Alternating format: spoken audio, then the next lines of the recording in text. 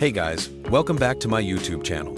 In today's video, I'm going to show you how to clear storage on WhatsApp or WhatsApp Business to help you free up space on your phone. If your device has been running low on storage because of too many messages, videos, and images, this quick guide is for you. So first, open your WhatsApp or WhatsApp Business app. If you're using iPhone, tap on Settings at the bottom right. If you're on Android, tap the three dots at the top right corner, then select Settings.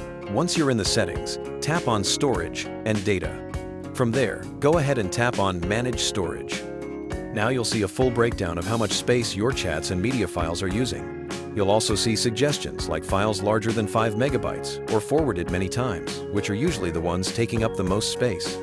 Tap on any chat or category to see the files inside. Once you're in, you can either select all the media or choose specific videos, images, voice notes, or documents you want to delete. After selecting them, tap the trash icon and confirm the deletion. Just like that, you've cleared up space without losing your important chats. And that's it. You've just learned how to clear storage on WhatsApp or WhatsApp Business to free up space. Thanks for watching. Don't forget to like this video and subscribe for more useful tips. See you in the next one.